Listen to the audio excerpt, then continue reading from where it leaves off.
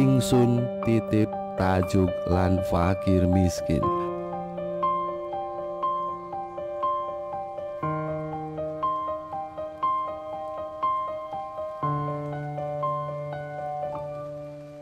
Bismillahirrahmanirrahim. Assalamualaikum warahmatullahi wabarakatuh. Para sahabat-sahabatku, kali ini saya akan membahas tentang kisah Pangeran Cirebon, seorang putra mahkota yang tampan, cerdas, dan sakti mandraguna. Namun tidak mau menjadi raja dan tidak mau mendapatkan jabatan, tetapi jasanya sangat besar terhadap Cirebon. Beliau adalah Pangeran Angkawijaya atau Panembahan Losari. Sunan Gunung Jati menikah dengan Nyai Ageng Tepasari atau Nyai Ageng Tepanjani, dikaruniai dua orang anak, yakni Ratu Wulung Ayu dan Pangeran Pasarehan. Dan hubungan kerajaan Cirebon semakin terjalin erat dengan kerajaan Demak Bintoro karena Ratu Wulung Ayu pun menikah dengan Pati Unus yang kemudian menjadi Raja Demak kedua menggantikan ayahnya Raden Patah. Sementara Pangeran Pasarehan juga menikahi putri Raden Patah yang lainnya, yaitu Ratu Nyawa yang sebelumnya adalah janda dari Pangeran Brataklana yang merupakan putra dari Sunan Gunung Jati, namun dari istrinya yang lain, yaitu Nyimas Rarajati. Menurut naskah Mertasinga, Pangeran Pasarehan menikah dengan Ratu Nyawa memiliki 6 orang anak, yaitu yang pertama adalah Pangeran Kesatrian, yang kedua adalah Pangeran Angkawijaya atau Panembahan Losari, yang ketiga adalah Pangeran Sedang Kemuning atau Pangeran Suwarga, yang keempat adalah Ratu Bagus, yang kelima adalah Ratu Mastuban, dan yang keenam adalah Pangeran Raju.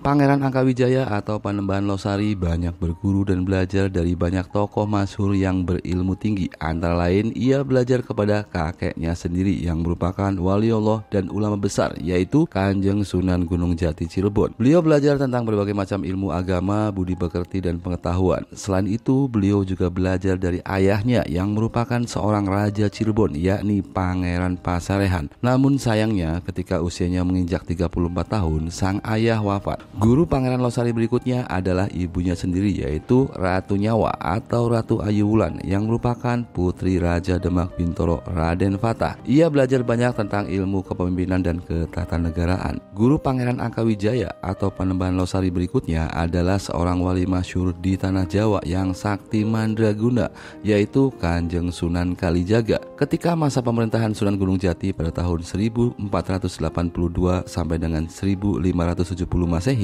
sampai dengan masa pemerintahan Panembahan Ratu I atau Pangeran Mas Zainul Arifin, yaitu pada tahun 1570 sampai dengan 1649 Masehi, Kanjeng Sunan Kalijaga bermukim dan membantu syiar dakwah Islam di Cirebon. Sebelumnya saya akan menjelaskan dulu tentang silsilah Sultan Cirebon.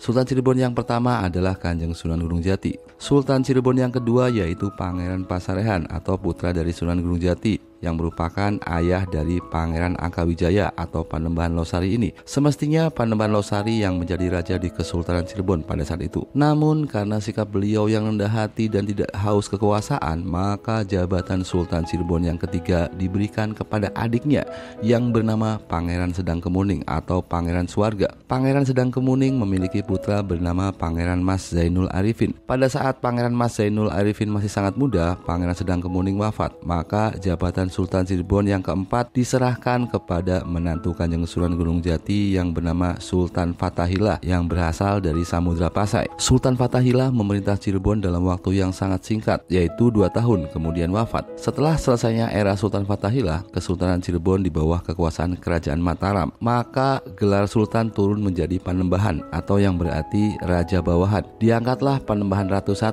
atau Pangeran Mas Zainul Arifin di usianya yang masih sangat muda, yaitu usia 20 tahun, menjadi Raja Cirebon yang kelima di bawah kekuasaan Sultan Mataram, yaitu Sultan Agung, yang kemudian Sultan Agung Mataram digantikan oleh anaknya yang bernama Amangkurat I atau Sunan Tegal Arum atau Raden Mas Sayyidin. Kembali lagi pada kisah Pangeran Angkawijaya atau Panembahan Losari. Beliau berguru kepada Sunan Kalijaga tentang berbagai macam ilmu keprajuritan, ilmu bela diri, ilmu kanuragan, ilmu seni, dan juga ilmu tasawuf. Jiwa seni warisan keilmuan dari Kanjeng Sunan Kalijaga ini kemudian dituangkan ke dalam banyak mahakarya seni. Kerajaan Cirebon pada zaman pemerintahan Mbahku Cirebon Pangeran Cakrabuana dan Sunan Gunung Jati belum ada kereta kencana kendaraan seorang raja. Pada zaman dulunya kendaraan Raja Cirebon adalah berupa pedati gede yang sekarang dimuseumkan di daerah Pekalangan Cirebon. Namun di era Panembahan Losari ini melalui kreasi seninya yang sangat tinggi, ia bersama seorang pemahat bernama Kinotoguna dari Kaliwulu membuat kereta kencana kendaraan raja yang sangat indah yang bernama Singa Barong dan Paksi Naga Liman. Kereta Singa Barong selain indah juga telah mengenal teknologi suspensi dengan menyusun per atau pegas berupa lempengan besi yang dilapisi karet-karet pada 4 rodanya. Dengan daya pikir yang cerdas, Panembahan Losari menciptakan teknologi suspensi yang sangat canggih ini. Maka di samping kereta bisa merasa empuk, tetapi juga badan keretanya bisa bergoyang-goyang ke belakang dan juga ke depan. Bergoyangnya tubuh kereta Singa Barong ke depan dan ke belakang ini bisa membuat sayap kereta bisa bergerak-gerak dengan megah. Itulah sebabnya jika kereta ini berjalan, binatang bertubuh buruk, berkepala naga dan bermahkota naga itu terlihat seperti sedang terbang, terlihat megah ketika sang raja sedang berada di dalam kereta tersebut. Begitu juga dengan kereta Paksi Naga Liman yang merupakan gabungan dari 3 hewan. Yang pertama yaitu paksi atau burung, yang kedua adalah ular naga, yang ketiga adalah liman atau gajah. Paksi atau burung ini melambangkan kekuatan di atas atau di langit. Naga menjadi lambang kekuatan di bawah atau di air. Sedangkan liman atau gajah melambangkan kekuatan di tengah atau di bumi. Belalai gajah yang erat melibat Trisula memiliki makna bahwa seorang raja harus memiliki cipta, rasa, dan karsa yang kuat dan setajam bilah Trisula. Selain itu, Panembahan Losari juga menciptakan kesenian fenomenal khas Cirebon yang bernama tari topeng dan juga motif batik corak Megamendung serta corak geringsing adalah hasil penemuan Pangeran Cirebon ini. Pada saat kerajaan Cirebon dipimpin oleh dinasti Panembahan Ratu I atau Pangeran Mas Zainul Arifin yang merupakan anak dari adik Panembahan Losari ini, pengembangan Islam pada saat itu mengalami kesuraman, tidak seperti pada masa-masa sebelumnya. Hal ini akibat dari mulai tumbuh dan berkembangnya kembali kerajaan-kerajaan Hindu-Buddha dan Kesanghiangan di sekitar Cirebon. Padahal dahulu pada masa Sunan Gunung Jati memimpin kerajaan Cirebon, semua raja-raja Hindu, Buddha, dan Kesanghiangan ini semuanya telah takluk dan tunduk dikalahkan oleh Kesultanan Cirebon. Kerajaan Hindu, Buddha, dan Kesanghiangan yang telah ditaklukkan oleh kerajaan Cirebon ini perlahan-lahan mulai bangkit dan menyusun kekuatan kembali. Adapun para pemimpin raja-raja Hindu, Buddha, dan Kesanghiangan yang mulai bangkit tersebut adalah anak cucu dari raja-raja dan ratu yang dulunya pernah ditaklukkan oleh Kesultanan Cirebon. Mereka menyimpan dendam terhadap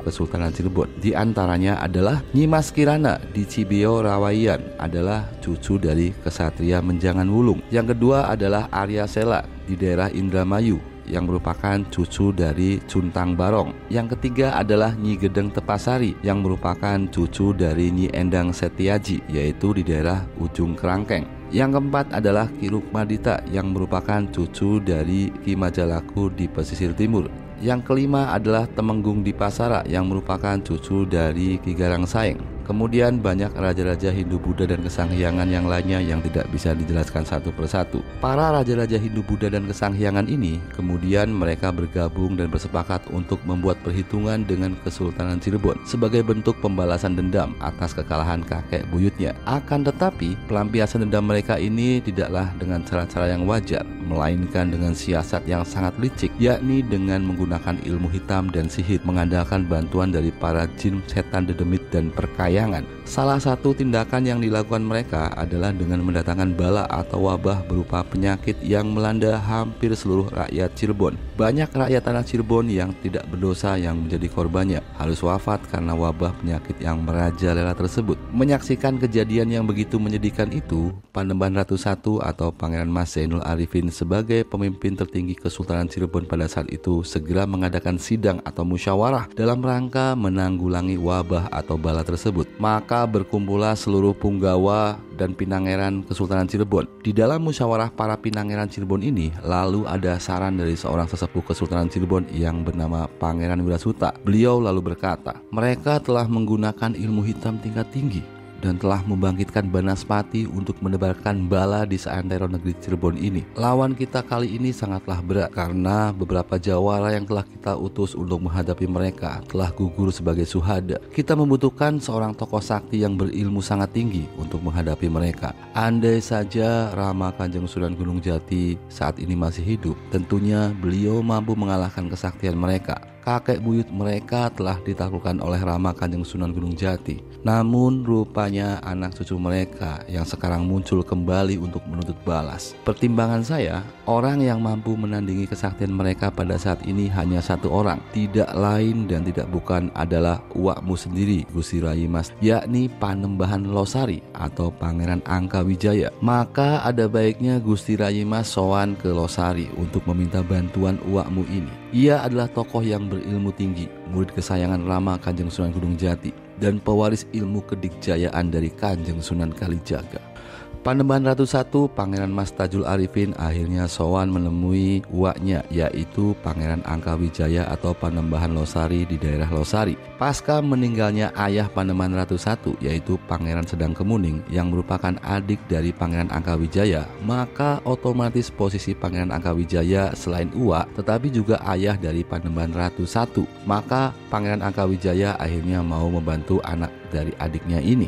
Pangeran Angkawijaya kemudian berangkat sendirian tanpa seorang pun yang menyertainya untuk menaklukkan raja-raja Hindu-Buddha dan Kesanghyangan yang berada di sekitar wilayah Cirebon. Adapun tempat tujuan Pangeran Angkawijaya yang pertama ialah di daerah Cibeo, Rawayan. Sebab yang menjadi raja di situ adalah seorang perempuan yang bernama Nyi Mas Kirana yang sangat sakti mandraguna, sama seperti kakeknya, yaitu Kesatria Menjangan Wulung yang dulu pernah membuat geger huru-hara di Masjid Agung Sang Cipta Rasa di Kasepuhan Cirebon. Dengan penuh hormat, Pangeran Angkawijaya mengajak Nyi Mas Kirana untuk hijrah kembali ke agama Islam dan meninggalkan segala macam perbuatannya dan kepercayaannya yang sesat itu.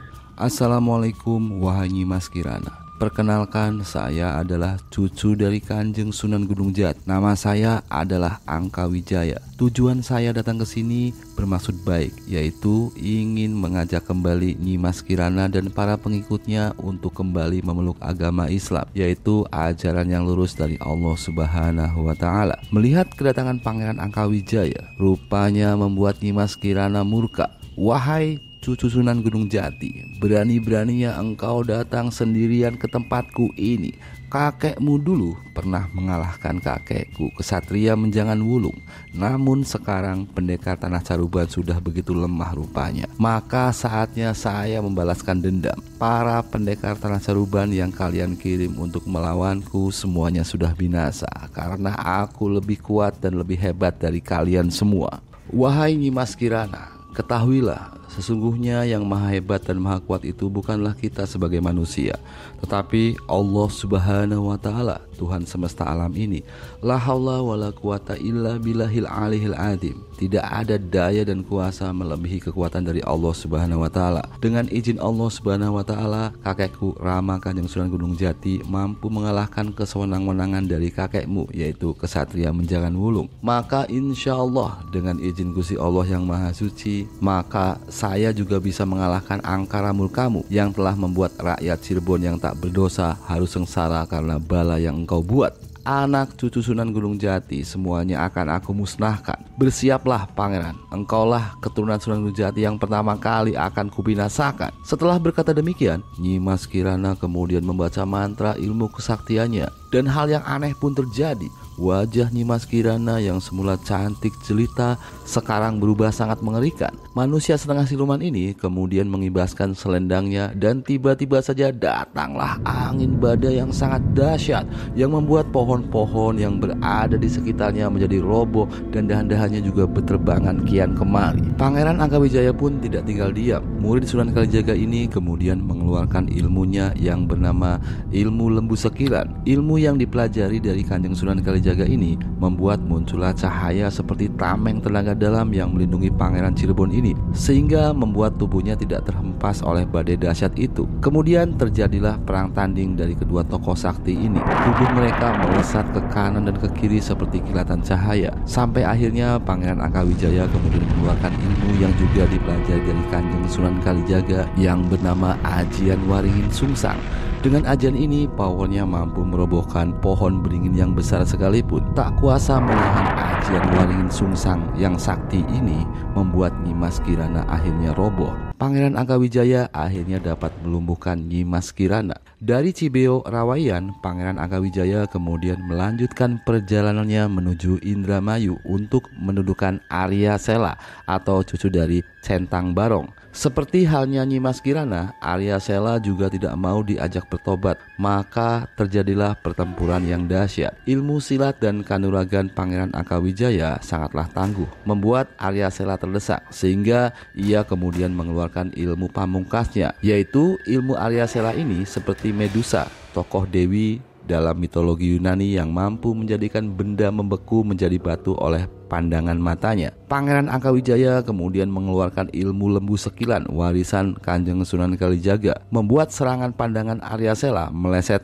mengenai pohon di dekat Pangeran Angkawijaya, dan seketika pohon itu berubah menjadi batu. Serangan berikutnya kembali dilakukan oleh Arya Sela. Kali ini Pangeran Angkawijaya tidak menghindar, tetapi menangkisnya dengan ajian lembu sekilan, membuat senjata makan tuan. Serangan Arya Sela berbalik mengenai dirinya sendiri, membuat Arya Sela membeku menjadi batu. Tidak ingin membuang-buang waktu, maka Pangeran Angkawijaya pun segera mengeluarkan ilmu pamungkasnya yang dipelajari dari Kanjeng Sunan Kalijaga yang bernama Gelap Ngampar. Gelap Ngampar berasal dari bahasa Jawa yang artinya gelap adalah petir dan ngampar artinya menyambar. Tangan Pangeran Angkawijaya kemudian mengeluarkan petir yang berkilauan menyambar Arya Sela yang menjadi batu ini dan membuatnya hancur berkeping-keping. Setelah mengalahkan Arya Sela, Pangeran Angkawijaya kemudian menuju ke daerah Ujung Krangkeng, masih di daerah sekitar Indramayu. Di daerah itu telah berkembang kelompok aliran Hindu-Buddha dan Kesanghyang yang dipimpin oleh Nyi Gedeng Tepasari, cucu perempuan dari Nyi Endang Setiaji. Di sana ada sebuah kerajaan kecil, tetapi mempunyai pasukan yang sangatlah banyak. Karena kesaktian dari Ki Gedeng Tepasari ini bisa menciptakan pasukan gaib dari batang merang atau oman dengan mantra tertentu, bisa merubah menjadi banyak prajurit yang sangat tangguh. Pantas saja dia tidak pernah kehabisan tentaranya. Saat berhadapan dengan Nyi Gedeng Tepasari, maka berubahlah merang-merang ini menjadi ratusan bahkan ribuan pasukan dari bangsa jin gaib Dedemit Perkayangan yang kemudian menyerbu Pangeran Angkawijaya. Pangeran Angkawijaya kemudian mengeluarkan ilmu yang dipelajari dari Kanjeng Sunan Kalijaga yang bernama Ajian Kulhu Geni. Ajian Kulhu Geni ini biasanya digunakan untuk mengusir makhluk halus yang mendiami suatu wilayah. Energinya sangatlah panas, membuat bangsa jin Dedemit Perkayangan tidak kuat dan kabur. Bahkan ajian ini bisa membakar dan menghancurkan bangsa setan jin Dedemit dan Perkayangan. Bismillahirrahmanirrahim. Sato moro sato mati, jalmo moro jalmo mati, setan moro setan mati, buto moro buto mati. Sedia Allah mati saking kersaning Gusti Allah. La ilaha illallah Muhammadur Rasulullah. Dengan ajian Kulhu Geni ini, ribuan pasukan jin buatan Nyi Gedeng Tepasari ini hancur terbakar. Akhirnya Nyi Gedeng Tepasari bisa dikalahkan. Belum sampai di situ saja, Pangeran Angkawijaya kemudian terus berusaha menaklukkan dan mengislamkan raja-raja Hindu, Buddha dan Kesanghiangan yang berada di sekitar Cirebon. Ada yang kalah lalu menyerah masuk Islam, namun ada juga yang tidak mau menyerah dan harus dibinasakan. Beliau kemudian melanglang buana sampai ke daerah pantai timur. Di situ Pangeran Angkawijaya menemui Ki Rukmadita, cucu dari Ki Majalaku. Selesai menundukkan Ki Rukmadita, Pangeran Angkawijaya kemudian langsung menuju pegunungan untuk menjumpai Ki Garang Seang, cucu dari Tumenggung di Pasara. Pada raja yang satu ini, Pangeran Angkawijaya bertindak sangat tegas, sebab beliau ingat bahwa raja ini adalah keturunan dari Galuh, musuh bebuyutan dari Cirebon. Berkat izin Allah Subhanahu wa Ta'ala, berbekal ilmu yang dipelajari dari Kanjeng Sunan Kalijaga yang bernama ilmu lembu sekilan, ilmu Waringin Sungsang, ilmu gelap ngampar, dan juga ilmu Kulhu Geni, maka semua raja-raja Hindu, Buddha dan Kesanghiangan di sekitar Cirebon dapat ditaklukkan, sehingga Cirebon telah terbebas dari ancaman para pemberontak. Setelah menaklukkan raja-raja dan ratu-ratu kerajaan Hindu, Buddha dan Kesanghiangan, akhirnya Pangeran Angkawijaya kembali pulang ke Kesultanan Cirebon. Cirebon dan menyampaikan berita gembira itu kepada Panembahan Ratu I. Tanda rasa syukur kepada Allah Subhanahu wa Ta'ala atas keberhasilan Pangeran Angkawijaya, maka di Kesultanan Cirebon mengadakan kenduri atau selamatan dan syukuran atas karunia Allah Subhanahu wa Ta'ala yang telah diberikan, sehingga perjuangan menegakkan kalimat tauhid mencapai puncak kemenangan. Namun di saat-saat yang penuh hikmat itu, Pangeran Angkawijaya duduk tafakur sambil sedekap sinuku tunggal berserah kepada Allah Subhanahu wa Ta'ala. Tiba-tiba saja beliau melihat bayangan seekor binatang sejenis burung garuda, tetapi bersisik seperti ular naga dan juga berbelalai seperti gajah. Dari bayangan itu, lalu Pangeran Angkawijaya melukisnya di atas tanah. Beberapa hari kemudian, lukisan itu dibuat seperti patung dari kayu yang diukir. Akhirnya terwujudlah sejenis binatang berkombinasi antara burung, ular naga, dan juga gajah. Itulah yang kita sebut sekarang Paksi Naga Liman, yang sampai saat ini masih tersimpan di Keraton Kanoman Cirebon. Kemudian hasil karya seninya ini dipersembahkan kepada Sultan Panembahan Ratu. Dari situlah Pangeran Angkawijaya kemudian mengembangkan bakat seninya. Selain membuat kereta kencana Paksi Naga Liman, Pangeran Angkawijaya juga membuat Gua Sunyaragi. Semuanya adalah hasil dari karya seni beliau yang bisa kita lihat sampai sekarang ini di Cirebon. Wallahu a'lam bishawab. Para sahabat-sahabatku sekalian, demikian ulasan saya tentang kisah Pangeran Angkawijaya atau Panembahan Losari Cirebon. Semoga saja kita bisa mengambil hikmah baik dari kisah ini, yaitu orang-orang yang selalu senantiasa menyiarkan agama Islam, insya Allah akan mendapatkan perlindungan dari Allah Subhanahu wa Ta'ala, dan segala macam bentuk kejahatan serta kesewenang-wenangan pada akhirnya akan dikalahkan oleh kebenaran. Amin ya Allah ya Rabbal Alamin. Akhirul kata, wabillahi taufik wal hidayah. Wassalamualaikum warahmatullahi wabarakatuh.